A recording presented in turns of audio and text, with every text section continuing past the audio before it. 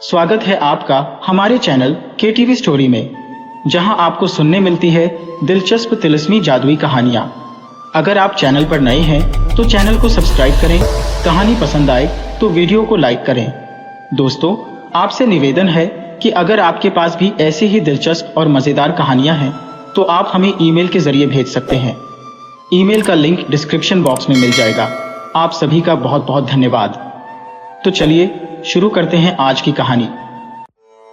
एक बार बहुत दूर उत्तर की जमीन पर फिनलैंड देश में एक किसान रहता था। उसके 3 बेटे थे। जब वे बड़े हो गए तो उसने अपने तीनों बेटों से कहा, बेटा, अब तुम लोग बड़े हो गए हो, सो अब तुम लोगों को शादी कर लेनी चाहिए। तुम लोग जाओ और अपने अपने लिए पत्नी ढूंढो। मैं तुम तीनों को बहुत प्यार करता हूँ और मैं चाहता हूँ कि तुम लोगों को अच्छी अच्छी पत्नियां मिलें। इसलिए जो भी लड़कियां तुम लोग अपने लिए चुनोगे, पहले मैं उनका इम्तिहान लूंगा कि वे तुम्हारे लिए अच्छी पत्नियां बनेंगी या नहीं। उसके बाद ही तुमको अपनी चुनी हुई लड़की से शादी की इजाजत मिलेगी। उसके बेटों ने पूछा, पर वे हमें मिलेंगी कहाँ पिताजी? पिता बोला, मैं चाहता हूँ कि तुम तीनों एक एक पेड़ काटो और फिर जिस दिशा में तुम्हारा पेड़ कट कर गिरे तुम उसी दिशा में अपनी पत्नी को ढूंढने जाओ। अगर तुमको उस दिशा में बहुत दूर भी जाना पड़े तो भी मुझे यकीन है कि तुमको अपनी पत्नी मिल जाएगी। सबसे बड़ी बेटी ने जो पेड़ काटा तो वह पेड़ पूर्व की तरफ गिरा। वह बोला, यह तो बहुत अच्छा है। मुझे मालूम है कि पूर्व में एक बहुत प्यारी सी देहाती लड़की रहती है। मैं उसके घर जाऊंगा, उसको अपने साथ शादी के लिए पटाऊंगा और फिर उससे शादी कर लूंगा। बीच वाली बेटी का काटा हुआ पेड़ पश्चिम की तरफ गिरा तो वह भी बोला, यह तो बहुत अच्छा है। मुझे मालूम है कि पश्चिम में भी एक बहुत प्यारी सी देहाती लड़की रहती है। मैं उसके घर जाऊंगा, उसको अपने साथ शादी के लिए पटाऊंगा और फिर उससे शादी कर लूंगा। जब तीसरे सबसे छोटे बेटे ने अपना पेड़ काटा तो वह उत्तर की तरफ गिरा। यह देखकर उसके दोनों बड़े भाई हंस दिए, क्योंकि वे जानते थे कि उत्तर की तरफ तो केवल जंगल और बर्फ थी, उधर की तरफ कोई लड़की कहाँ होगी। वे बोले, तुझको तो किसी रंधियर या भेड़िए से शादी करनी पड़ेगी, क्योंकि उत्तर में तो कोई लड़की ही नहीं है। फिर भी सबसे छोटा बेटा, जिसका नाम माइकल था, अपने पिता की इच्छा के अनुसार अपनी पत्नी ढूंढने के लिए उत्तर की तरफ चल दिया। दोनों बड़े भाइयों ने अपने पिता का खेत छोड़ा और उस लड़की के पिता के लिए कुछ भेंटें ली जिससे वे शादी करना चाहते थे, और कुछ भेंट अपनी होने वाली पत्नियों के लिए ली ताकि वे उनको खुश कर सकें, और अपनी अपनी दिशाओं में चल दिए। माइकल भी जंगल में होता हुआ उत्तर की तरफ चल दिया। हालांकि वह जानता था कि उसको तो उधर कोई लड़की मिलने वाली थी नहीं जो उसकी पत्नी बन सके, फिर भी वह उस जंगल में बहुत दूर तक चलता ही चला गया। आगे जाकर वह एक झोपड़ी के पास आ पहुंचा। उस झोपड़ी को देखकर उसका दिल तेजी से धड़कने लगा। उसको लगा कि शायद वह उत्तर में अपनी पत्नी पा सके। उसने झोपड़ी का दरवाजा खटखटाया तो दरवाजा खुला। वह उसके अंदर घुसा तो उसने देखा कि झोपड़ी तो खाली थी। वहां तो बस एक छोटी सी चूहिया एक मेज पर बैठी थी। माइकल अपने आप से बोला, अरे यहां तो कोई नहीं है। उस छोटी चूहिया ने कहा, मैं यहां हूं माइकल। वह वहां मेज पर बैठी अपने छोटे पंजों से अपनी मूछें संवार रही थी। पर तुम तो एक छोटी सी चूहिया हो। मुझे तो आशा थी कि मुझे यहां एक सुंदर सी लड़की मिलेगी जिसको मैं अपनी पत्नी बनाऊंगा। तब उसने उसको अपनी और अपने भाइयों की शादी के बारे में अपने पिता की इच्छा बताई। फिर वह बोला, मुझे मालूम है कि वे लोग तो शादी कर ही लेंगे, पर मैं भी यह नहीं चाहता कि मेरे पिता मेरी तरफ से नाउम्मीद हो कि मैं अपनी पत्नी नहीं ढूंढ सका। छोटी चूहिया बोली, तुम मुझसे अपनी पत्नी बनने के लिए क्यों नहीं कहते? यहाँ उत्तर में तो कोई लड़की रहती नहीं, पर मैं तुम्हें प्यार करूंगी और तुम्हारे लिए वफादार भी रहूंगी। माइकल ने उस छोटी चूहिया को अपने हाथों में उठाया तो उसने माइकल के लिए अपनी मीठी आवाज में गाना शुरू कर दिया। माइकल उसको और पास से देखने के लिए अपने चेहरे तक लेकर आया तो वह चूहिया उसकी उंगलियों पर चढ़ गई और अपनी छोटी सी नाक से उसके गाल सहलाने लगी। माइकल उस छोटी सी चूहिया को पसंद किए बिना नहीं रह सका। इसके अलावा वह अपने पिता को नाउम्मीद भी करना नहीं चाहता था। वह बोला, ठीक है ओ छोटी चूहिया, मैं अपने पिता से जाकर कह दूंगा कि मुझे अपनी पत्नी मिल गई। यह सुनकर चूहिया बोली, पर तुम्हारे लिए एक चूहिया से शादी करना बहुत मुश्किल होगा। ऐसा करते हैं कि मैं यहीं ठहरती हूँ, तब तक तुम अपने पिता को इस खबर के लिए तैयार करके आओ। माइकल की समझ में आ गया कि वह चूहिया ठीक कह रही थी। सुबह चूहिया को वहीं छोड़कर अकेला ही घर वापस लौट गया। सबसे बड़े भाई ने कहा, मेरी वाली की तो बहुत सुंदर आंखें हैं, बीच वाले भाई ने कहा।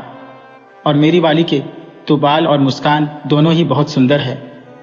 तुमको शादी करने के लिए कोई लोमड़ी या भेड़िया मिला क्या? माइकल ने उनसे इतनी जोर से कहा ताकि उसके पिता भी सुन लें। तुम लोग मेरी चिंता मत करो, मुझे तो एक बहुत ही प्यारी और नाजुक सी चीज मिल गई है, और वह मखमल के कपड़े पहनती है। मखमल के कपड़े? कहकर उसके दोनों बड़े भाई जोर से हंस पड़े। तुमने तो लगता है कि उस उत्तरी जंगल और बर्फ में कोई राजकुमारी ढूंढ ली है। माइकल बोला, हाँ, मखमल के कपड़े, बिल्कुल राजकुमारियों की तरह से। और जब वह मेरे लिए गाती है तो उसकी मीठी आवाज तो मुझे बहुत ही अच्छी लगती है। यह सुनकर उसके दोनों बड़े भाई उससे जलने लगे कि उनके छोटे भाई को तो उत्तर में भी इतनी अच्छी लड़की मिल गई, पर इसमें वे क्या कर सकते थे। कुछ दिन बाद पिता बोला, मैं अभी भी यह तय नहीं कर पा रहा हूं कि किसको सबसे अच्छी पत्नी मिली है, इसलिए मैं चाहता हूं कि मेरी हर एक बहू मेरे लिए डबल रोटी बनाए, ताकि मैं यह देख सकूं कि वह तुमको ठीक से खाना खिला सकेगी भी या नहीं। सुनते ही दोनों बड़े भाई अपने छोटे भाई माइकल से बोले, मुझे मालूम है कि मेरी वाली सबसे अच्छी डबल रोटी बनाएगी, पर माइकल तुम्हारी राजकुमारी? माइकल बोला, यह तो मुझे उससे पूछना पड़ेगा, पर असल में तो वह चिंता कर रहा था कि उसकी चूहिया डबल रोटी बनाएगी भी कैसे। फिर भी वे तीनों भाई एक साथ घर से निकल पड़े अपनी अपनी होने वाली पत्नियों से डबल रोटी बनवाने के लिए।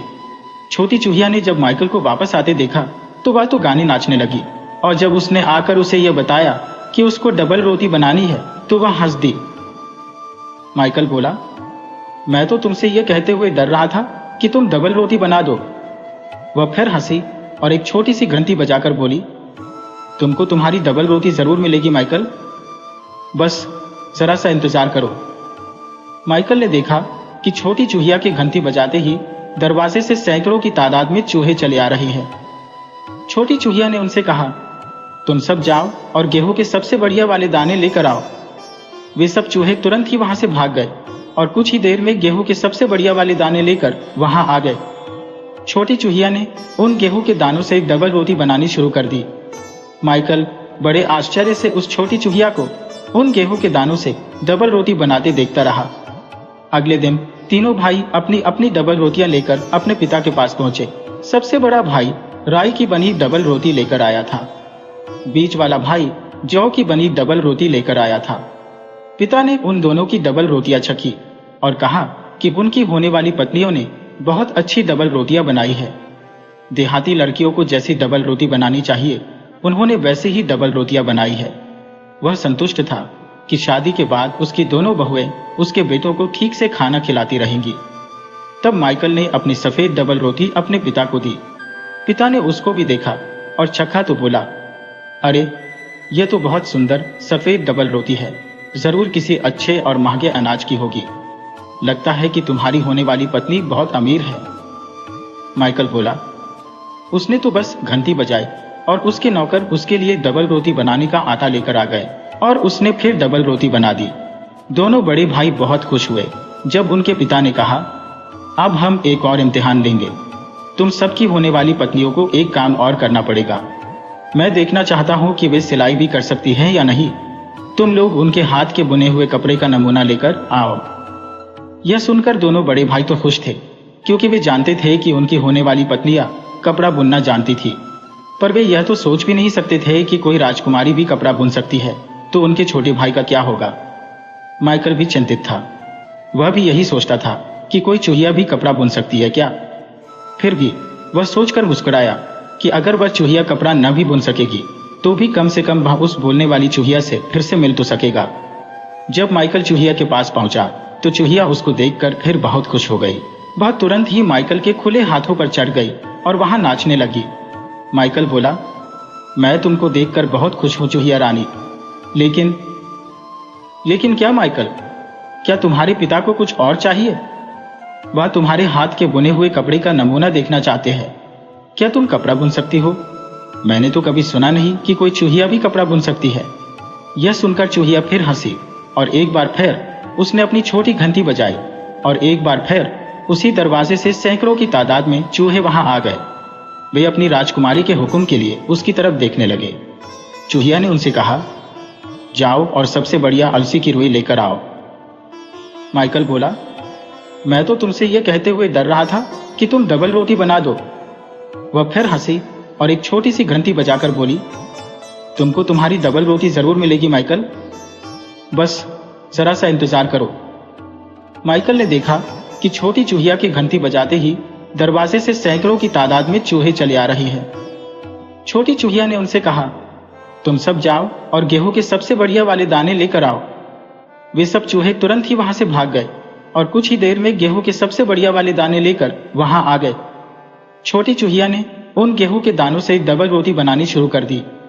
माइकल बड़े आश्चर्य से उस छोटी चूहिया को उन गेहूं के दानों से डबल रोटी बनाते देखता रहा। अगले दिन तीनों भाई अपनी अपनी डबल रोटियां लेकर अपने पिता के पास पहुंचे। सबसे बड़ा भाई राई की बनी डबल रोटी लेकर आया था।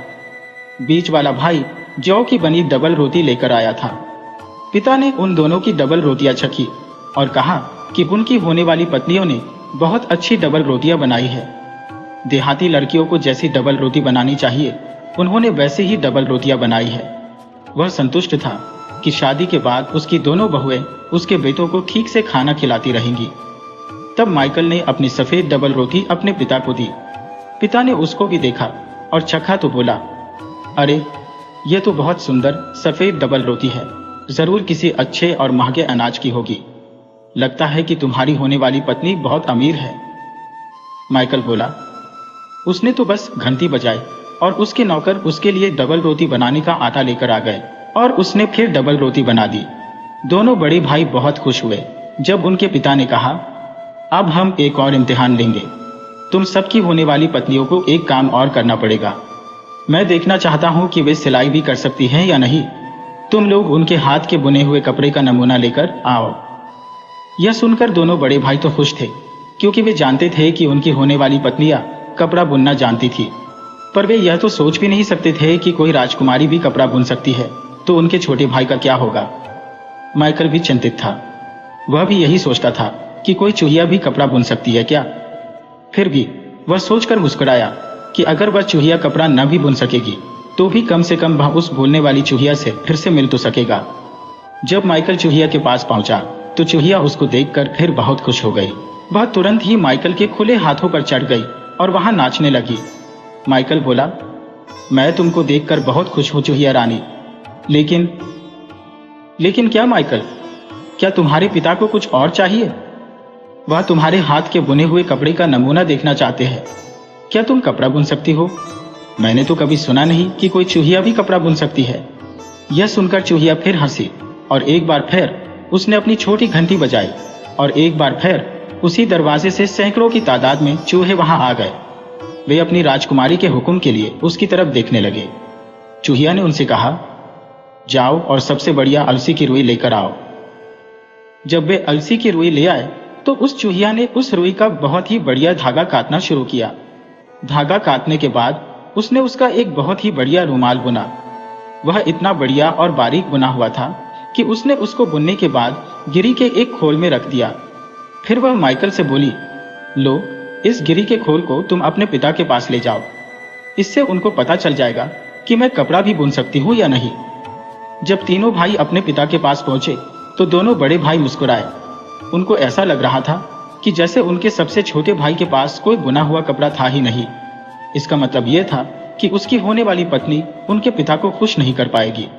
जबकि माइकल ने गिरी का वह खोल जिसमें उसका बुना हुआ कपड़ा रखा था अपनी जेब में रखा हुआ था। पिता ने दोनों बड़े बेटों के लाए हुए कपड़े देखे। उसने कहा, तुम लोगों की होने वाली पत्नियां तुम्हारे लिए अच्छा कपड़ा बनाएंगी और तुमको ठीक से कपड़े पहनाएंगी और गर्म रखेंगी। उनका काम सादा है पर समय के साथ साथ सुधरता जाएगा। फिर उसने माइकल से पूछा, बेटे, तुम्हारी होने वाली पत्नी के हाथ का बुना कपड़ा कहाँ है? क्या तुम्हारी होने वाली पत्नी भी तुम्हारे लिए कोई कपड़ा बुन सकी? माइकल ने अपनी जेब से गिरी का एक खोल निकाला और अपने पिता को दे दिया। उसके भाई तो उसको देखते ही हंस पड़े।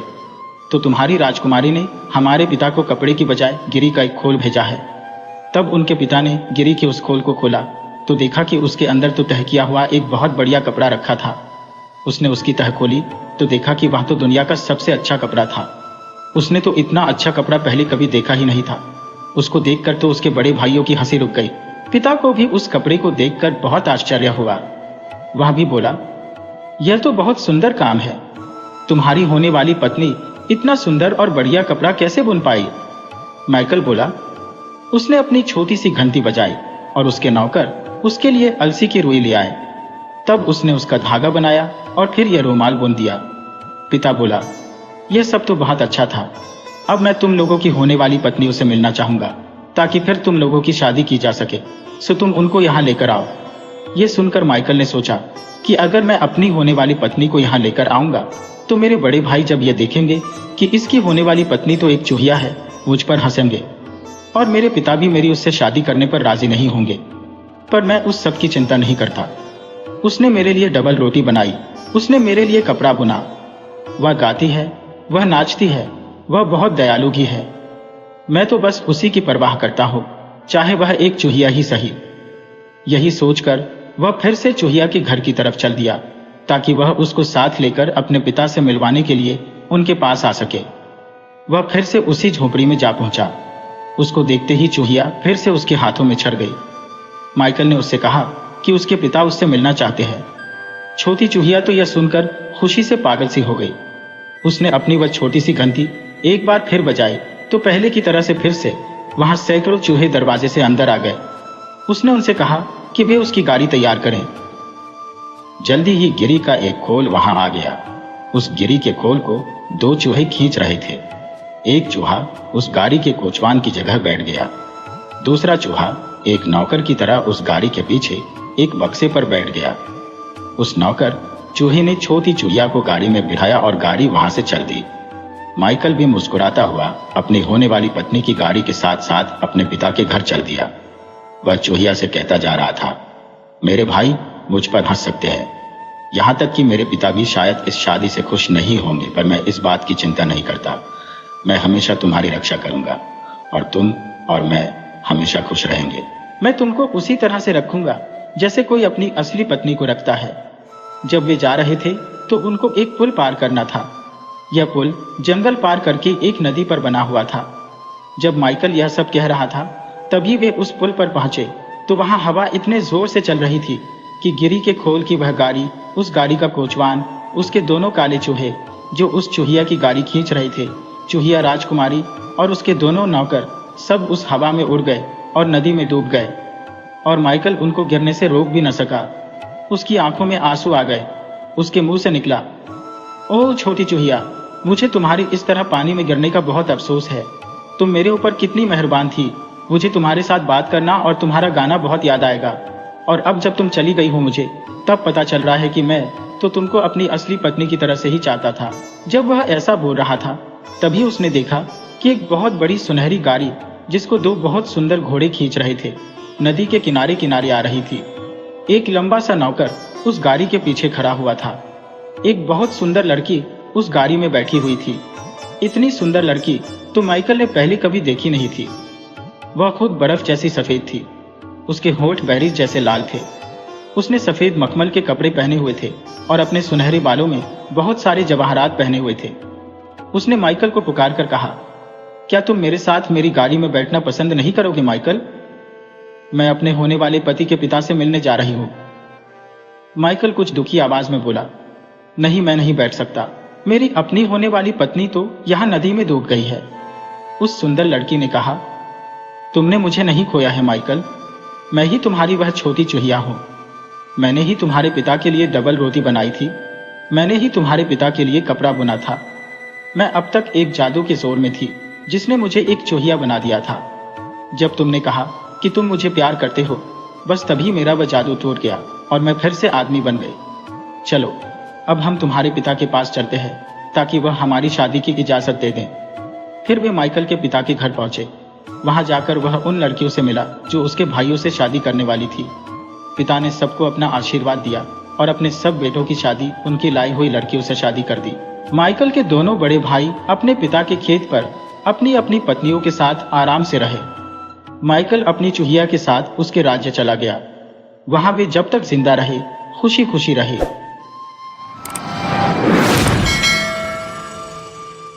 एक बार नॉर्वे देश में एक राजा था जिसकी रानी मर गई थी। उसकी इस रानी से एक बेटी थी। उसकी यह बेटी इतनी चतुर और प्यारी थी कि उसके जैसा चतुर और प्यारा दुनिया में और कोई नहीं था। राजा अपनी पत्नी को बहुत प्यार करता था। वह उसके मरने का काफी दिन तक उसका गम मनाता रहा, पर फिर अकेले रहते रहते थक गया और उसने दूसरी शादी कर ली। उसकी यह नई रानी एक विधवा थी और इसके भी एक बेटी थी, पर इसकी यह बेटी उतनी ही बुरी और बदसूरत थी जितनी राजा की बेटी प्यारी, दयावान और चतुर थी। सौतेली माँ और उसकी बेटी दोनों राजा की बेटी से बहुत जलती थी, क्योंकि वह बहुत ही प्यारी थी। जब तक राजा घर में रहता था, वे दोनों राजा की बेटी को कुछ भी नहीं कह सकती थी, क्योंकि राजा उसको बहुत प्यार करता था।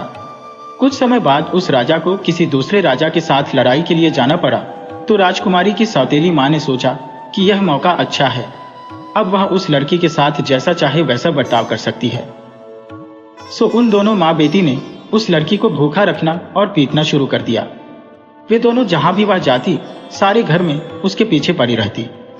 आखिर उसकी सौतेली माँ ने सोचा कि यह सब तो उसके लिए कुछ जरा ज्यादा ही अच्छा है, सो उसने उसे जानवर चराने के लिए भेजना शुरू दिया। अब वह बेचारी जानवर चराने के लिए जंगल और घास के मैदानों में चली जाती। जहां तक खाने का सवाल था, कभी उसको कुछ थोड़ा सा खाना मिल जाता और कभी बिल्कुल नहीं। इससे वह बहुत ही दुबली होती चली गई और हमेशा दुखी रहती और रोती रहती। उसके जानवरों में कत्थई रंग का एक बैल था, जो हमेशा अपने आप को बहुत साफ और सुंदर रखता था। वह अक्सर ही राजकुमारी के पास आ जाता था और जब राजकुमारी उसको थपथपाती तो वह उसको थपथपाने देता। एक दिन वह दुखी बैठी हुई थी और सुबक रही थी कि वह बैल उसके पास आया और सीधे सीधे उससे पूछा कि वह इतनी दुखी क्यों थी। लड़की ने कोई जवाब नहीं दिया और बस रोती ही रही। बैल एक लंबी सी सांस लेकर बोला, हालांकि तुम मुझे बताओगी नहीं, पर मैं सब जानता हूँ। तुम इसीलिए रोती रहती हो ना, क्योंकि रानी तुमको ठीक से नहीं रखती। वह तुमको भूखा मारना चाहती है। पर देखो, खाने के लिए तुमको कोई चिंता करने की कोई जरूरत नहीं है, क्योंकि मेरे बानिए कान में एक कपड़ा है। जब तुमको खाना खाने की इच्छा हो तो उस कपड़े को मेरे कान में से निकाल लो और घास पर फैला दो। बस तुमको जो खाना चाहिए वही मिल जाएगा। राजकुमारी को उस समय बहुत भूख लगी थी, सो उसने उस बैल के बाएं कान में रखा कपड़ा निकाल लिया और उसे घास पर बिछा दिया। उसको उस कपड़े से खाने के लिए फिर बहुत सारी चीजें मिल गईं। उस खाने में शराब भी थी, मांस भी था और केक भी थी। अब जब भी उसको भूख लगती तो वह बैल के कान में से कपड़ा निकालती, उसको घास पर बिछाती और जो उसको खाने की इच्छा होती वह खाती। कुछ ही दिनों में उसके शरीर का मांस और रंगत दोनों वापस आने लगी। जल्दी ही वह थोड़ी मोटी और गोरी गुलाबी हो गई। यह देखकर उसकी सौतेली माँ और उसकी बेटी गुस्से से लाल पीली होने लगी। उस सौतेली माँ की समझ में यही नहीं आया कि उसकी वह सौतेली बेटी जो इतनी बुरी हालत में थी, अब ऐसी तंदुरुस्त कैसे हो गई। उसने अपनी एक नौकरानी को बुलाया और उसको राजकुमारी के पीछे पीछे जंगल जाने के लिए कहा और कहा कि वह जाकर वहां देखे कि वहां सब ठीक चल रहा है या नहीं, क्योंकि उसका ख्याल था कि घर का कोई नौकर राजकुमारी को खाना दे रहा होगा। वह नौकरानी राजकुमारी के पीछे पीछे जंगल तक गई। वहां जाकर उसने देखा कि किस तरह से उस सौतेली बेटी ने बैल के कान में से एक कपड़ा निकाला, उसे घास पर बिछाया और फिर किस तरह से उस कपड़े ने उस राजकुमारी को खाना दिया। सौतेली बेटी ने उसे खाया और वह खाना खाकर वह बहुत खुश हुई। जो कुछ भी उस नौकरानी ने जंगल में देखा वह सब उसने जाकर रानी को बताया। उधर राजा भी लड़ाई से वापस आ गया था, क्योंकि वह दूसरे राजा को जीत कर आया था, इसलिए सारे राज्य में खूब खुशियां मनाई जा रही थी। पर सबसे ज्यादा खुश थी राजा की अपनी बेटी। राजा के आते ही रानी ने बीमार पड़ने का बहाना किया और बिस्तर पर जाकर लेट गई। उसने डॉक्टर को यह कहने के लिए बहुत पैसे दिए कि रानी तब तक ठीक नहीं हो सकती जब तक उसको कत्थई रंग के बैल का मांस खाने को न मिल जाए। राजा और महल के नौकर आदि सबने डॉक्टर से पूछा कि रानी की बीमारी की क्या कोई और दवा नहीं थी, पर डॉक्टर ने कहा नहीं। सबने उस कत्थई रंग के बैल की जिंदगी के लिए प्रार्थना की, क्योंकि वह बैल सभी को बहुत प्यारा था। लोगों ने कोई दूसरा कत्थई बैल ढूंढने की कोशिश भी की, पर सबने यह भी कहा कि उस बैल के जैसा और कोई बैल नहीं था। उसी बैल को मारा जाना चाहिए और किसी बैल के मांस के बिना रानी ठीक नहीं हो सकती।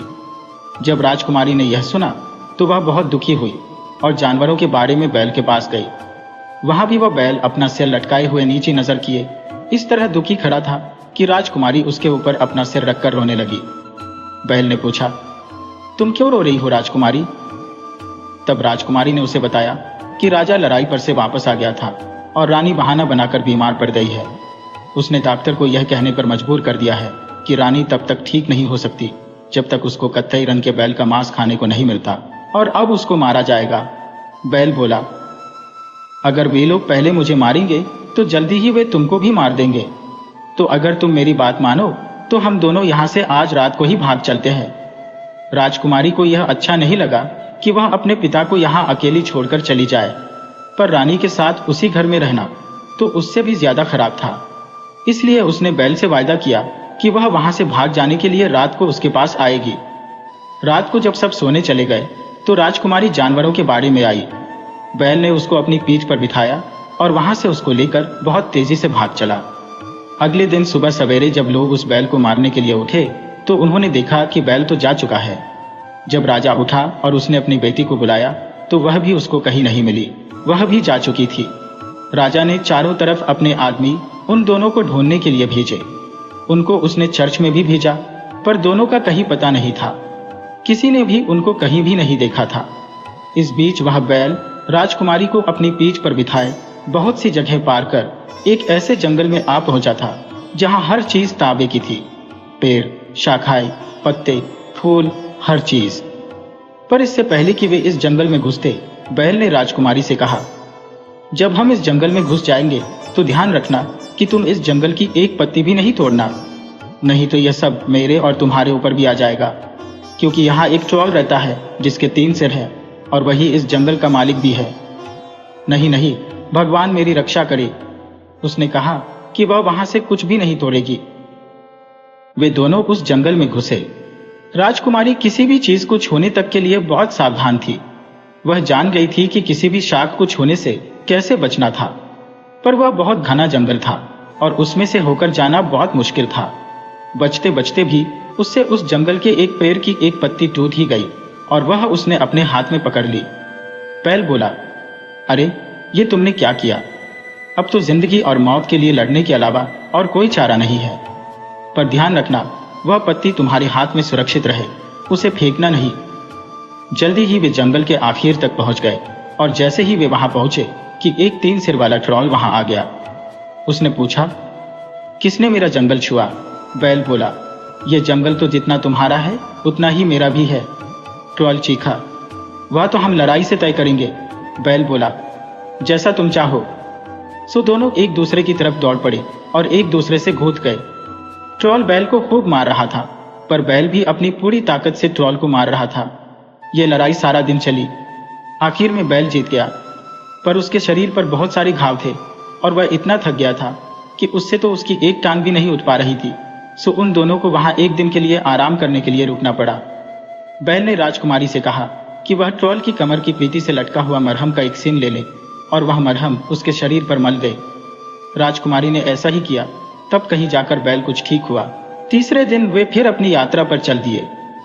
वे फिर कई दिनों तक चलते रहे। कई दिनों की यात्रा के बाद वे एक चांदी के जंगल में आए। यहाँ हर चीज चांदी की थी, पेड़, शाखाएं, पत्ते, फूल, हर चीज। पर इससे पहले कि वे इस जंगल में घुसते, पहले की तरह से बैल ने इस बार भी राजकुमारी से कहा, जब हम इस जंगल में घुस जाएंगे तो ध्यान रखना कि तुम इस जंगल की एक पत्ती भी नहीं तोड़ोगी, नहीं तो यह सब मेरे और तुम्हारे ऊपर भी आ जाएगा। क्योंकि यहाँ एक 6 सिर वाला ट्रॉल रहता है जो इस जंगल का मालिक है और मुझे नहीं लगता कि मैं उसको किसी भी तरह जीत पाऊंगा। राजकुमारी बोली, नहीं, मैं ख्याल रखूंगी कि मैं यहाँ से कुछ न तोड़ूं और तुम भी मेरे लिए यह दुआ करते रहना कि यहाँ से मुझसे कुछ टूट न जाए। पर जब वे उस जंगल में घुसे तो वह इतना ज्यादा घना था कि वे दोनों उसमें से बड़ी मुश्किल से जा पा रहे थे। राजकुमारी बहुत सावधान थी कि वह वहां की कोई भी चीज छूने से पहले ही दूसरी तरफ को झुक जाती थी, पर हर मिनट पर शाखें उसकी आंखों के सामने आ जाती।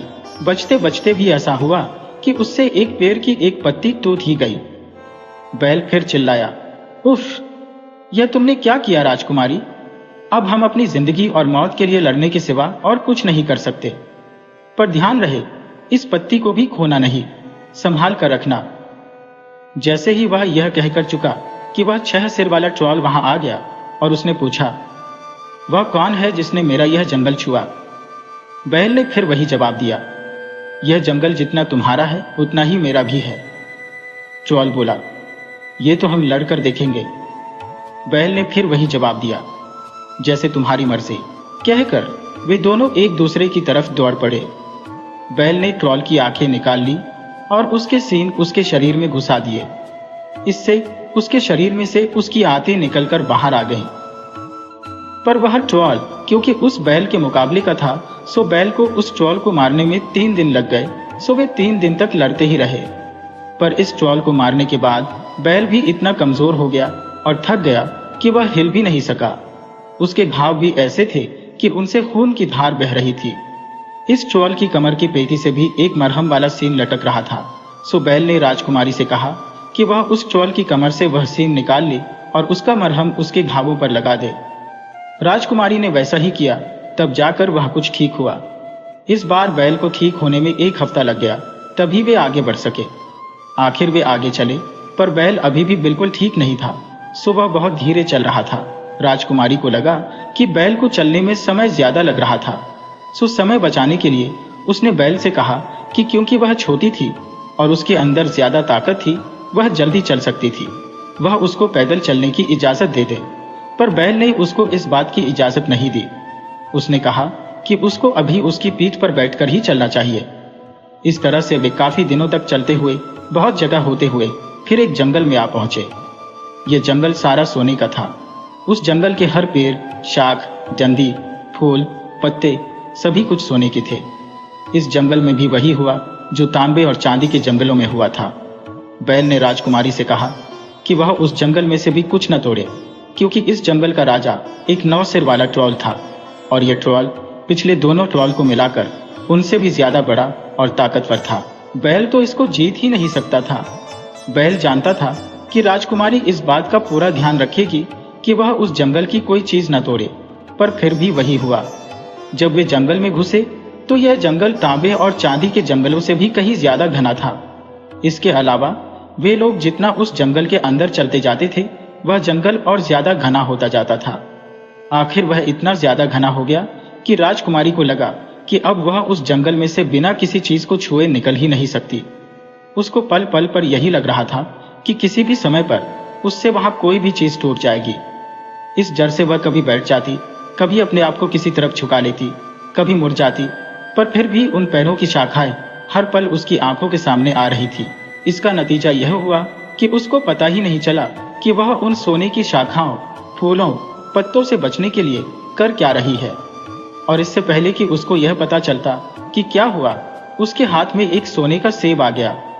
उसको देखकर तो उसको इस बात का इतना ज्यादा दुख हुआ कि वह बहुत जोर से रो पड़ी और उसको फेंकना चाहती थी कि बैल बीच में ही बोल पड़ा, अरे इसको फेंकना नहीं, इसे संभाल कर रख लो और इसका ध्यान रखना।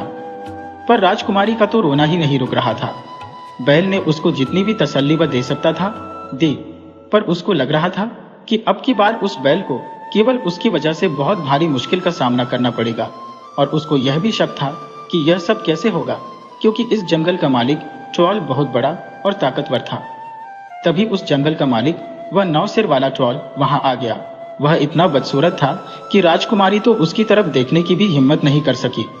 वहां आकर वह गरजा, यह किसने मेरा जंगल छुआ? बैल ने फिर वही जवाब दिया, यह जंगल जितना तुम्हारा है उतना ही मेरा भी है। ट्रॉल बोला, यह तो हम लड़कर देखेंगे। बैल ने फिर वही जवाब दिया, जैसे तुम्हारी मर्जी। कहकर वे दोनों एक दूसरे की तरफ दौड़ पड़े। बहुत ही भयानक दृश्य था। राजकुमारी तो उसको देखकर ही बेहोश होते होते बची। इस बार भी बैल ने ट्रॉल की आंखें निकाल ली और उसके सींग उसके पेट में घुसा दिए, जिससे उसकी आंतें उसके पेट से बाहर निकल आई। फिर भी ट्रॉल बहुत बहादुरी से लड़ता रहा। जब बैल ने ट्रॉल का एक सिर मार दिया तो उसके दूसरे सिरों से उस मरे हुए सिर को जिंदगी मिलने लगी। इस तरह वह लड़ाई 1 हफ्ता चली, क्योंकि जब भी बैल उस ट्रॉल के एक सिर को मारता तो उसके दूसरे सिर उसके मरे हुए सिर को जला देते थे। उसके सारे सिरों को मारने में उस बैल को पूरा 1 हफ्ता लग गया, तभी वह उस ट्रॉल को मार सका। अब की बार तो बैल इतना घायल हो गया था और इतना थक गया था कि वह अपना पैर भी नहीं हिला सका। वह तो राजकुमारी से इतना भी नहीं कह सका कि वह ट्रॉल की कमर की पेटी में लगे मरहम की सींग में से मरहम निकालकर उसके घावों पर लगा दे। पर राजकुमारी को तो यह मालूम था, सो उसने ट्रॉल की कमर की पेटी से मरहम का सींग निकाला और उसमें से मरहम निकालकर बैल के घावों पर लगा दिया। इससे बैल के घावों को काफी आराम मिला और वह धीरे धीरे ठीक होने लगा। इस बार बैल को आगे जाने के लिए 3 हफ्ते तक आराम करना पड़ा। इतने आराम के बाद भी बैल घोंघी की चाल से ही चल पा रहा था। बैल ने राजकुमारी को बताया कि इस बार उनको काफी दूर जाना है। उन्होंने कई ऊंची ऊंची पहाड़ियां पार की, कई घने जंगल पार किए और फिर एक मैदान में आ निकले। बैल ने राजकुमारी से पूछा, क्या तुमको यहाँ कुछ दिखाई दे रहा है? राजकुमारी ने जवाब दिया, नहीं, मुझे तो यहाँ कुछ दिखाई नहीं दे रहा सिवाय आसमान के और जंगली मैदान के। वे कुछ और आगे बढ़े तो वह मैदान कुछ और एकसार हो गया और वे कुछ और आगे का देख पाने के लायक हो गए। बैल ने फिर पूछा, क्या तुमको अब कुछ दिखाई दे रहा है? राजकुमारी बोली, हाँ, अब मुझे दूर एक छोटा सा किला दिखाई दे रहा है। बैल बोला, अब वह छोटा किला इतना छोटा भी नहीं है राजकुमारी जी। काफी देर तक चलने के बाद वे एक पत्थरों के ढेर के पास आए, जहां लोहे का एक खंभा सड़क के आर पार पड़ा हुआ था। बैल ने फिर पूछा, क्या तुमको अब कुछ दिखाई दे रहा है? राजकुमारी बोली, हाँ, अब मुझे किला साफ साफ दिखाई दे रहा है और अब वह बहुत बड़ा भी है। बैल बोला, तुमको वहां जाना है और तुमको वहीं रहना है। किले के ठीक नीचे एक जगह है जहां सुअर रहते हैं, तुम वहां चली जाना। वहां पहुंचने पर तुमको लकड़ी का एक क्रोक मिलेगा जो लकड़ी के पतले तख्तों से बना हुआ होगा। तुम उसको पहन लेना। उस क्रोक को पहनकर तुम उस किले में जाना और अपना नाम केटी वुडन क्रोक बताना और उनसे अपने रहने के लिए जगह मांगना। पर इससे पहले कि तुम वहां जाओ, तुम अपना छोटा वाला चाकू लो और मेरा गला काट दो। फिर मेरी खाल निकालकर लपेट कर पास की एक चट्टान के नीचे छिपा दो। उस खाल के नीचे वह तांबे और चांदी की दोनों पत्तियां और सोने का सेब रख देना और फिर उस चट्टान के सहारे एक डंडी खड़ी कर देना। उसके बाद जब भी तुम कोई चीज चाहो तो उस चट्टान की दीवार पर वह डंडी मार देना, तुमको वह चीज मिल जाएगी। पहले तो राजकुमारी ऐसा कुछ भी करने को तैयार नहीं हुई, पर जब बैल ने उससे कहा कि उसने जो कुछ भी राजकुमारी के लिए किया उस सबको करने के लिए धन्यवाद देने का यही एक तरीका था, तो राजकुमारी के पास यह करने के अलावा और कोई चारा न रहा। उसने अपना छोटा वाला चाकू निकाला और उससे उस बैल का गला काट दिया। फिर उसने बैल की खाल निकालकर लपेटकर पास में पड़ी एक चट्टान के नीचे रख दी। खाल के नीचे उसने वे तांबे और चांदी की दोनों पत्तियां और सोने का सेब रख दिया और उसके बाद में उसने उस चट्टान के सहारे एक डंडी खड़ी कर दी। वहां से वह किले के नीचे सुअरों के रहने की जगह गई, जहां उसको वह लकड़ी के पतले तख्तों से बना हुआ क्रोक मिल गया। उसने उस क्रोक को पहना और ऊपर किले में आई। ये सब करते हुए वह बैल को याद कर करके रोती और सुबकती रही। फिर वह सीधी शाही रसोई घर में गई और वहां जाकर उसने अपना नाम केटी वुडन क्रोक बताया और रहने के लिए जगह मांगी। रसोईया बोला कि हाँ, उसको वहां रहने की जगह मिल सकती थी। रसोई घर के पीछे वाले छोटे कमरे में वह रह सकती थी और उसके बर्तन धो सकती थी, क्योंकि उसकी बर्तन धोने वाली अभी अभी काम छोड़कर चली गई थी। रसोईया बोला, पर जैसे ही तुम यहाँ रहते रहते थक जाओगी तो तुम यहाँ से चली जाओगी। राजकुमारी बोली, नहीं, मैं ऐसा नहीं करूंगी। और वह वहां रहने लगी। वह बहुत अच्छे से रहती और बर्तन भी बहुत ही आसानी से साफ करती रहती। रविवार के बाद वहां कुछ अजीब से मेहमान आए, तो केटी ने रसोइये से पूछा कि क्या वह राजकुमार के नहाने का पानी ऊपर ले जा सकती थी। यह सुनकर वहां खड़े सब लोग हंस पड़े और बोले, पर तुम वहां क्या करोगी? तुम्हें क्या लगता है कि क्या राजकुमार तुम्हारी तरफ देखेगा भी? तुम तो बहुत ही डरावनी दिखाई देती हो। पर उसने अपनी कोशिश नहीं छोड़ी और उनसे प्रार्थना करती रही और बार बार राजकुमार के लिए नहाने का पानी ले जाने के लिए कहती रही। आखिर उसको वहां उसके नहाने का पानी ले जाने की इजाजत मिल ही गई। जब वह ऊपर गई तो उसके लकड़ी के क्रोक ने आवाज की तो राजकुमार अंदर से निकलकर आया और उससे पूछा, तुम कौन हो? राजकुमारी बोली, मैं राजकुमार के लिए नहाने का पानी लेकर आ रही थी। तुम क्या समझती हो कि इस समय तुम्हारे लाए पानी से मैं कुछ करूंगा? और यह कर उसने वह पानी राजकुमारी के ऊपर ही फेंक दिया। वह वहां से चली आई और फिर उसने रसोइये से चर्च जाने की इजाजत मांगी। चर्च पास में ही था, सो उसको वह इजाजत भी मिल गई। पर सबसे पहले वह उस चट्टान के पास गई और जैसा कि बैल ने उससे कहा था, उसने डंडी से चट्टान को मारा। तुरंत ही उसमें से एक आदमी निकला और उसने पूछा, तुम्हारी क्या इच्छा है? राजकुमारी बोली कि उसने चर्च जाने की और पादरी का भाषण सुनने के लिए छुट्टी ले रखी है, पर उसके पास चर्च जाने लायक कपड़े नहीं है। उस आदमी ने एक गाउन निकाला जो तांबे जैसा चमकदार था। उसने उसको वह दिया और उसके साथ ही उसको एक घोड़ा भी दिया जिस पर उस घोड़े का साज भी सजा था। वह साज भी तांबे के रंग का था और खूब चमक रहा था। उसने तुरंत अपना वह गाउन पहना और घोड़े पर चढ़कर चर्च चल दी। जब वह चर्च पहुंची तो वह बहुत ही प्यारी और शानदार लग रही थी। सब लोग उसको देखकर सोच रहे थे कि यह कौन है। उन सब में से शायद ही कोई ऐसा होगा जिसने उस दिन पादरी का भाषण सुना होगा, क्योंकि वे सब उसी को देखते रहे। वहां राजकुमार भी आया था। वह तो उसके प्यार में बिल्कुल पागल सा ही हो गया था। उसकी तो उस लड़की के ऊपर से आंख ही नहीं हट रही थी। जैसे ही राजकुमारी चर्च से बाहर निकली तो राजकुमार उसके पीछे भागा। राजकुमारी तो दरवाजे से बाहर चली गई, पर उसका एक दस्ताना दरवाजे में अटक गया। राजकुमार ने उसका वह दस्ताना वहां से निकाल लिया। जब वह घोड़े पर चढ़ गई तो राजकुमार फिर उसके पास गया और उससे पूछा कि वह कहां से आई थी। तो केती बोली, मैं बैत से आई हूं।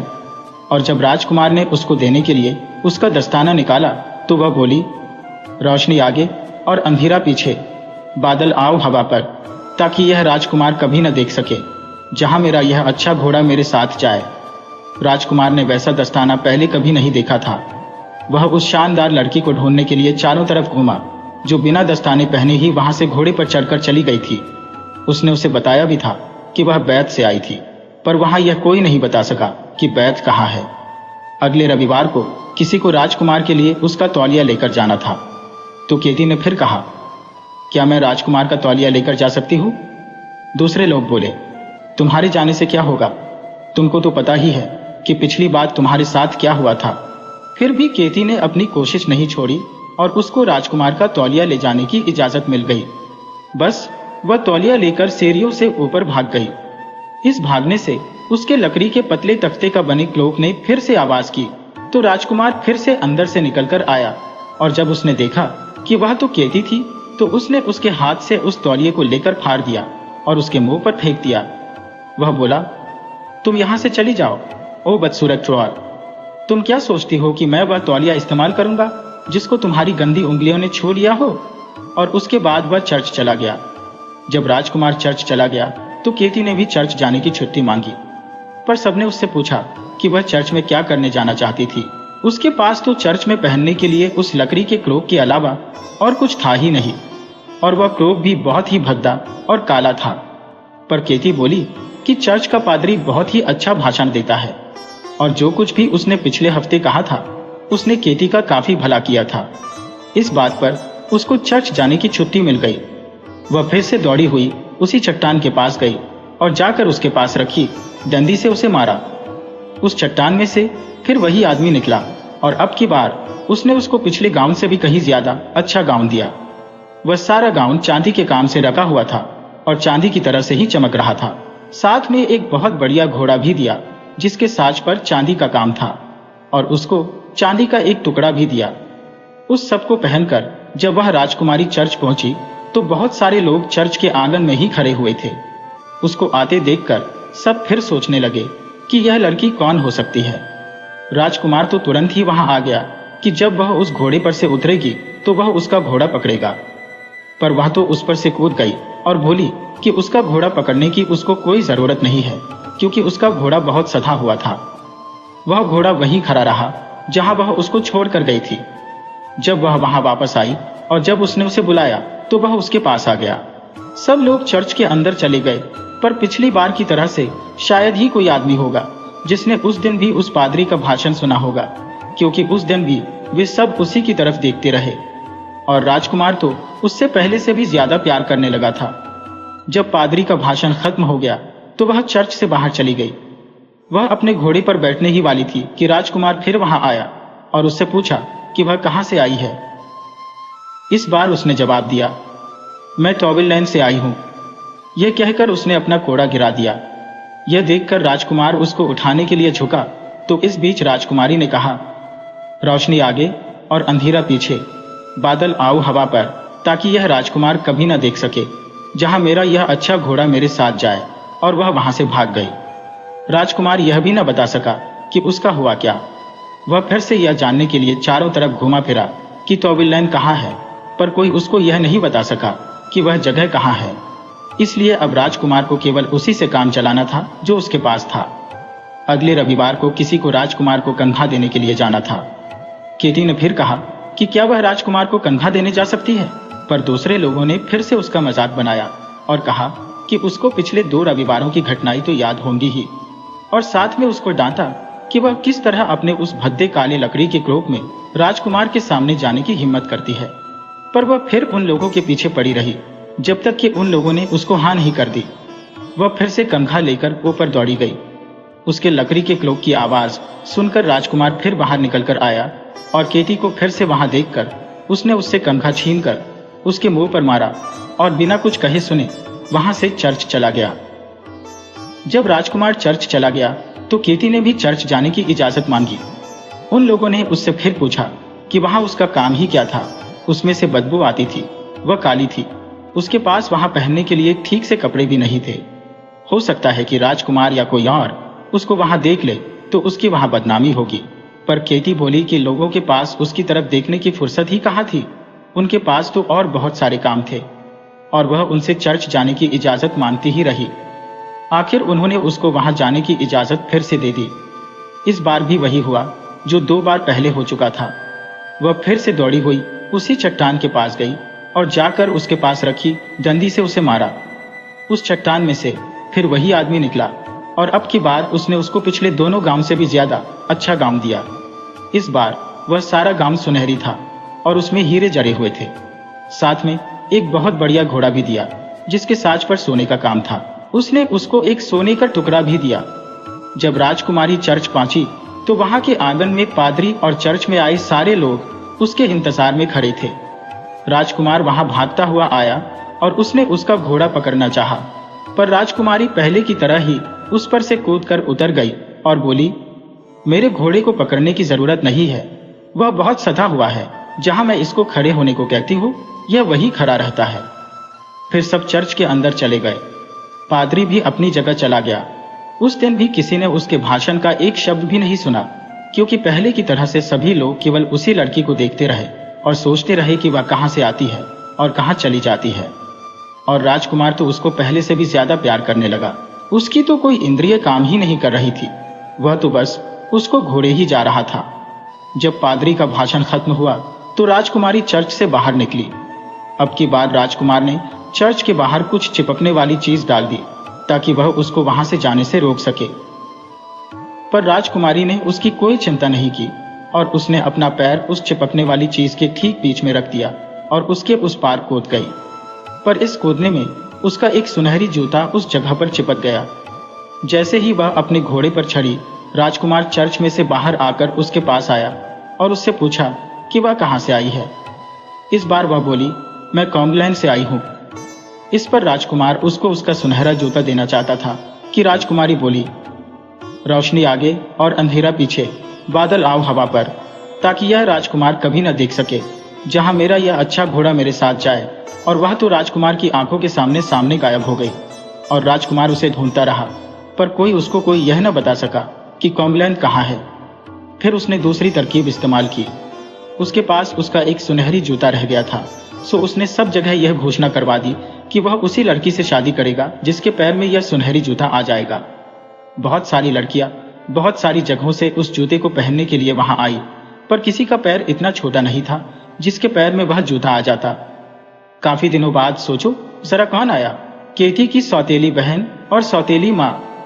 आश्चर्य, उस लड़की के पैर में वह जूता आ गया, पर वह तो बहुत ही बदसूरत थी। पर राजकुमार ने अपनी इच्छा के खिलाफ अपनी जबान रखी। उसने शादी की दावत रखी और वह सौतेली बहन दुल्हन की तरह सजकर चर्च चली। तो चर्च के पास वाली एक पेड़ पर बैठी एक चिड़िया ने गाया, उसकी एड़ी एक टुकड़ा और उसकी उंगलियों का एक टुकड़ा। केटी वुडन क्लोक का छोटा जूता खून से भरा है, मैं बस इतना जानती हूँ। यह सुनकर उस लड़की का जूता देखा गया तो उनको पता चला कि वह चिड़िया तो सच ही बोल ही रही थी। जूता निकालते ही उसमें से खून की धार निकल पड़ी। फिर महल में जितनी भी नौकरानियां और लड़कियां थी सभी वहां जूता पहनकर देखने के लिए आई, पर वह जूता किसी के पैर में भी नहीं आया। जब उस जूते को सबने पहनकर देख लिया तो राजकुमार ने पूछा, पर वह केटी वुडन क्लोक कहाँ है? क्योंकि राजकुमार ने चिड़िया के गाने को ठीक से समझ लिया था कि वह क्या गा रही थी। वहां खड़े लोगों ने कहा, अरे वाह, उसका यहाँ आना ठीक नहीं है। क्यों? उसकी टांगे तो घोड़े की टांगों के जैसी है। राजकुमार बोला, आप लोग सच कहते हैं, मुझे मालूम है, पर जब सबने यहाँ इस जूते को पहनकर देखा है तो उसको भी इसे पहनकर देखना चाहिए। उसने दरवाजे के बाहर झांक कर आवाज लगाई। केकी, और केकी धम धम करती हुई ऊपर आई। उसका लकड़ी का क्लोक ऐसे शोर मचा रहा था जैसे किसी फौज के घुड़सवार चले आ रहे हो। वहां खड़ी दूसरी नौकरानियों ने उससे हंसकर उसका मजाक बनाते हुए कहा, जाओ जाओ, तुम भी वह जूता पहनकर देखो और तुम भी राजकुमारी बन जाओ। केती वहां गई और उसने वह जूता ऐसे पहन लिया जैसे कोई खास बात ही ना हो और अपना लकड़ी का क्लोक उतारकर फेंक दिया। लकड़ी का क्लोक उतारते ही वह वहां अपने सुनहरे गाउन में खड़ी थी। उसमें से सुनहरी रोशनी ऐसे निकल रही थी जैसे सूरज की किरणें फूट रही हो। और लो, उसके दूसरे पैर में भी वैसा ही सुनहरा जूता आ गया। अब राजकुमार उसको पहचान गया कि यह तो वही चर्च वाली लड़की थी। वह तो इतना खुश हुआ कि वह उसकी तरफ दौड़ गया और उसके गले में बाहें डाल दी। तब राजकुमारी ने उसको बताया कि वह भी एक राजा की बेटी थी। दोनों की शादी हो गई और फिर एक बहुत बड़ी शादी की दावत का इंतजाम हुआ।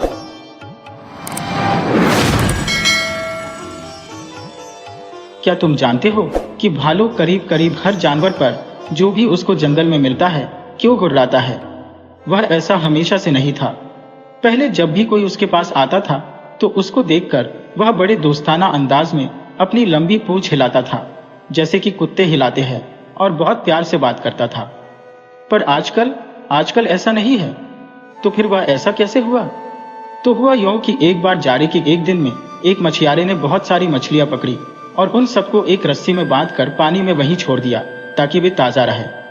चालाक लोमड़े ने यह देख लिया कि मछियारे ने मछलियां पकड़ी और उनको पकड़कर पानी में ही छोड़ दी और वह चला गया। सो जब वह मछियारा उधर नहीं देख रहा था तो उसने उसकी उन मछलियों को चुरा लिया और उनको लेकर घर चल दिया। घर जाते समय उसको रास्ते में बैठा एक भालू दिखाई दे गया।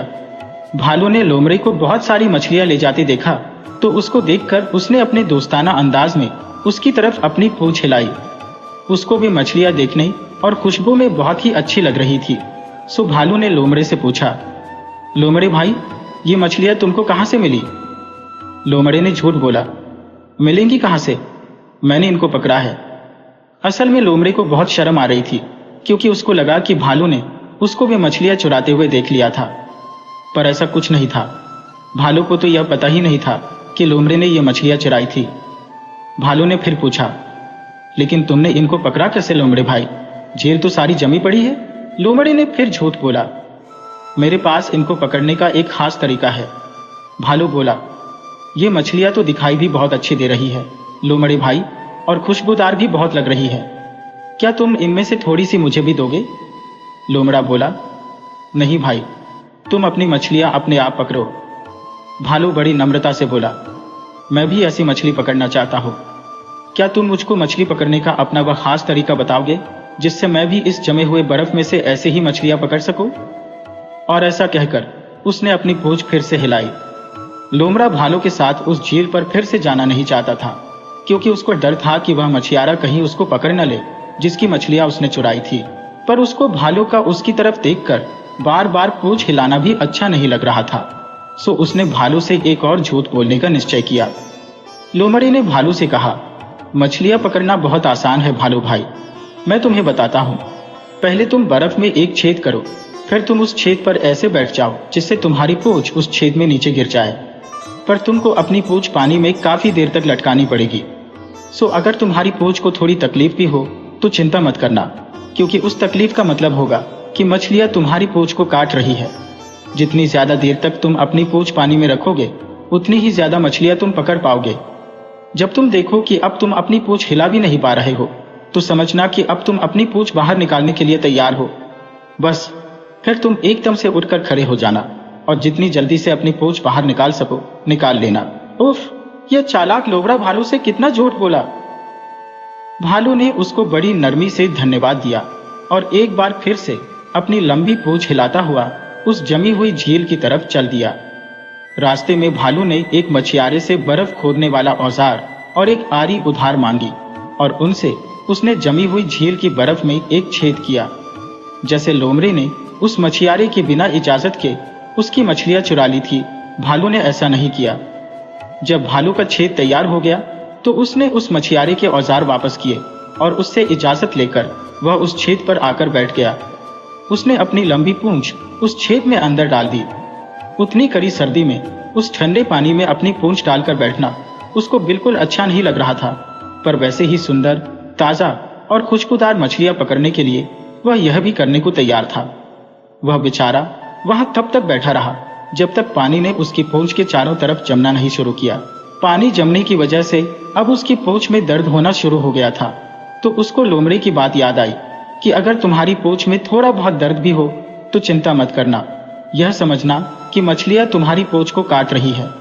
इसलिए वह वहां खुशी खुशी बैठा रहा और तब तक बैठा रहा जब तक उसकी पूंछ के चारों तरफ का पानी ठोस तरीके से जम नहीं गया। जब भालू को लगा कि अब वह अपनी पूंछ बिल्कुल भी नहीं हिला पा रहा है, तो उसने सोचा कि लगता है कि अब उसकी पूंछ से बहुत सारी मछलियां चिपक गई है, इसलिए अब खड़ी होने का समय आ गया है। वह खड़ा हो गया और एक झटके से उसने अपनी पूंछ पानी में से बाहर खींच ली। भालू तो बहुत ताकतवर जानवर होता है, सो जैसे ही उसने अपनी पूंछ बाहर खींची वह बाहर तो निकल आई, पर यह क्या, उसकी पूंछ तो अभी भी पानी में रह गई थी। वह इसलिए कि पानी में जमी रहने की वजह से उसकी पूरी पूंछ निकल ही नहीं पाई और झटके से खींचने की वजह से टूट गई। जो पूंछ उसकी बाहर थी उसमें कोई मछली नहीं थी और बाकी की पूंछ उसकी पानी के अंदर ही रह गई थी। बस अब तो वह एक बहुत ही छोटी सी पूंछ वाला जानवर रह गया था। भालू को लोमड़ी पर बहुत गुस्सा आया कि लोमड़ी ने उसके साथ इतने नीच किस्म की यह चालाकी खेली। उस दिन के बाद से भालू की पूंछ बढ़ी ही नहीं, वह उतनी की उतनी ही है, और तभी से वह जंगल में जब किसी से भी मिलता है तो उससे वह प्रेम का बर्ताव नहीं करता और हर एक पर गुर्राता ही रहता है।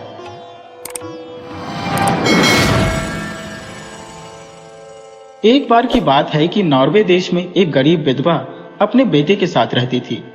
एक दिन वह अपने बेटे से बोली, बेटे, नीचे वाले कमरे से जरा आखिरी आटा उठा लाओ ताकि मैं डबल रोटी बना दूं। लड़का एक कटोरा लेकर आटा लाने के लिए नीचे वाले कमरे में गया। जैसे ही वह लड़का आटा लेकर उस कमरे से बाहर निकला तो उत्तरी हवा ने उसके साथ एक नीच चाल खेलने का निश्चय किया। वह जोर से बही, एक जोर का हवा का झोंका आया और उसने वह आटा उड़ाकर उस लड़के के चेहरे पर और घर के बाहर बिखेर दिया। वह लड़का बेचारा ऊपर आया और सब कुछ अपनी माँ को बताया। उसने केवल उसको गले लगाया और बोली, बेटे, मुझे नहीं मालूम अब मैं क्या करूं, क्योंकि अब तो हमारे पास खाने के लिए कुछ भी नहीं है। उस लड़की की माँ ने उसको इस तरह से बताकर बड़ा किया गया था कि अगर कभी किसी से कोई बुरा काम हो जाए तो उसको ठीक कर लेना चाहिए। सो उसने सोचा कि उत्तरी हवा का यह बुरा काम ठीक करना चाहिए। ऐसा सोचकर उसने तुरंत ही घर छोड़ दिया और उत्तरी हवा ने जो आटा फैलाया था उसके पीछे पीछे चल दिया। वह लड़का चलता रहा, चलता रहा, चलता रहा, जब तक कि वह उत्तरी हवा के घर तक नहीं पहुंच गया। लड़के ने उत्तरी हवा को नमस्ते की और उससे बोला, मुझे मालूम है कि तुमने मेरे साथ अभी अभी एक चाल खेली है, पर देखो मैं और मेरी माँ बहुत गरीब है।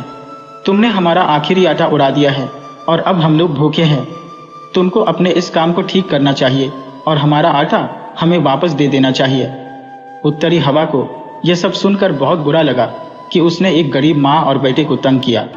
वह बोला, बच्चे, मुझे अपने इस काम का बहुत अफसोस है। मैं तुम्हारा आटा तो तुमको वापस नहीं दे सकता, पर इसके बजाय मैं तुमको एक और अच्छी चीज देता हूँ। सो उसने एक कपड़ा निकाला और उस लड़के को देते हुए कहा, लो, ये एक खास कपड़ा है। इसको किसी मेज पर बिछाना और इससे कहना, बिछ जा, ओ कपड़े बिछ जा, बस तुमको खाने की कभी कमी नहीं रहेगी।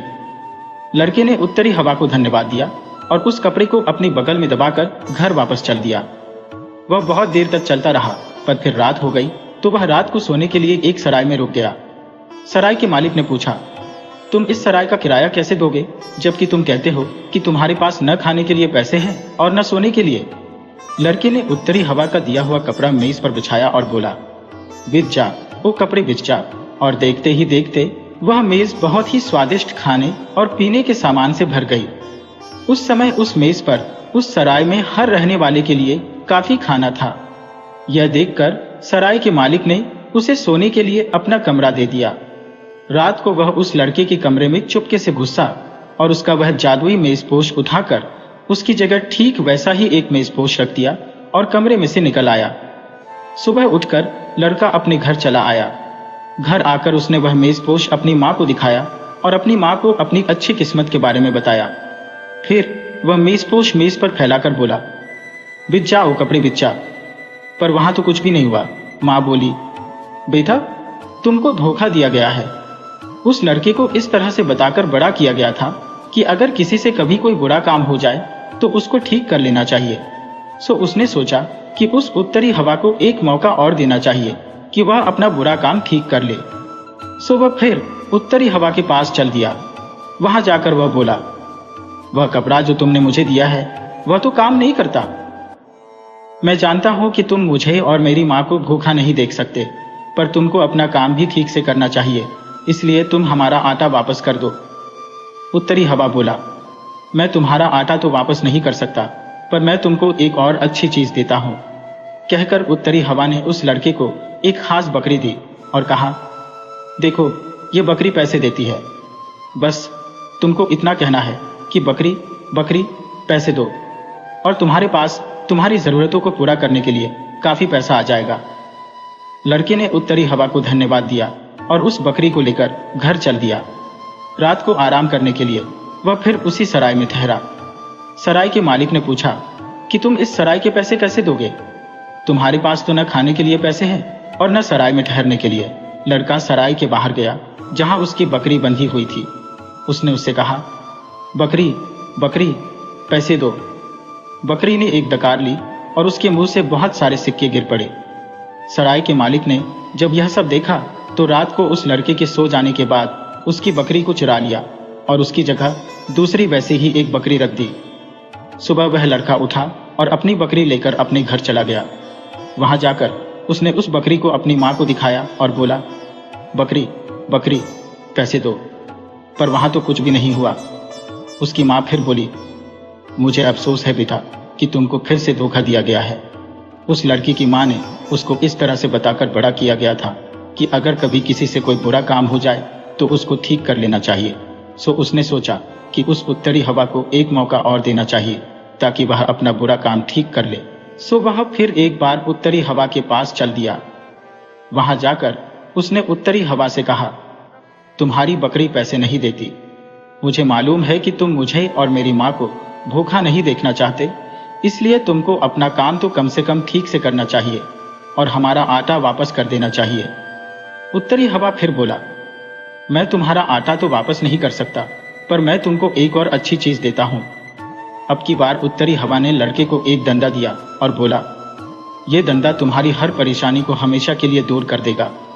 जब तुम यह कहोगे, मारो डंडे मारो, तो यह वही करेगा जो इसको करना है। जब तुम इसको रोकना चाहो तो इसको बोलना, रुक जाओ ओ डंडे रुक जाओ।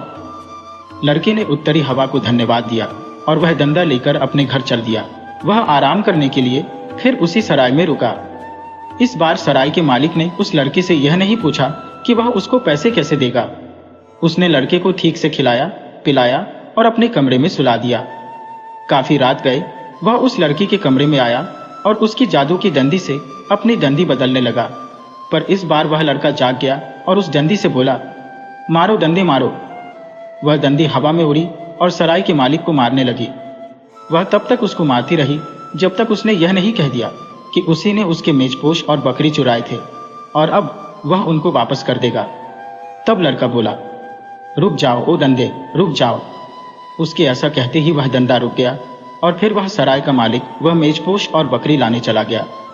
वे दोनों चीजें लाकर उसने उस लड़के को दे दी। लड़के ने अपना जादुई मेजपोश बकरी और डंडा लिया और अपने घर चला गया। अब उसके और उसकी माँ के पास कभी खाने की कमी नहीं रही, कभी पैसे की कमी नहीं रही, और जब भी कोई उनके साथ खराब काम करता तो उसके लिए उनके पास उसको सजा देने के लिए डंडा था। एक बार की बात है कि एक काली कठफोरवा चिड़िया नॉर्वे के एक गांव में अकेली रहती थी। उसको अकेले रहने की जरूरत तो नहीं थी, पर वह अकेली ही रहती थी और यह उसकी अपनी गलती थी। उस छोटे से गांव में बहुत सारे परिवार रहते थे। इसके अलावा और भी बहुत सारे लोग रोज उस गांव से गुजरते थे, पर जब भी कोई उस चिड़िया से कोई मीठी बात करने की कोशिश करता तो वह छोटी बूढ़ी चिड़िया अपना सफेद एप्रन हिला हिलाकर उनको भगा देती।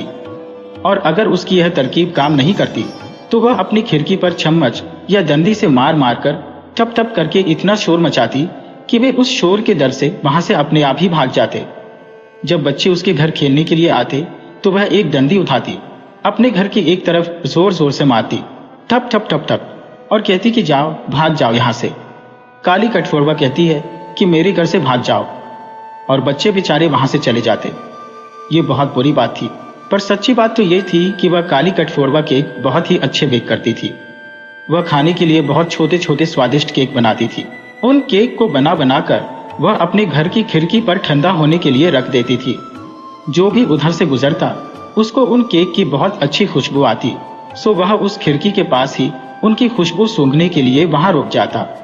पर वह चिड़िया अपनी चम्मच उस खिड़की पर मारती, टप टप टप टप, और बोलती, भाग जाओ यहां से, ये केक मेरे लिए है। एक दिन उस काली कठफोड़वा ने अपनी काली पोशाक पहनी और उसके ऊपर अपना सफेद एप्रन लगाया। फिर उसने अपनी रसोई में जाकर बहुत अच्छी केक बनाने के लिए आटा लगाया और उसको उसने केक बनाने के लिए ओवन में रखा। जब केक बन गया तो उसने उसको निकाला और रोज की तरह उसको ठंडा करने के लिए खिड़की पर रख दिया। और रोज की तरह लोग उस केक की खुशबू सूंघने के लिए वहां रुक गए। चिड़िया ने फिर अपनी खिड़की पर टप टप टप टप किया और उन लोगों से कहा, जाओ जाओ, यहाँ से जाओ, यह केक मेरे लिए है।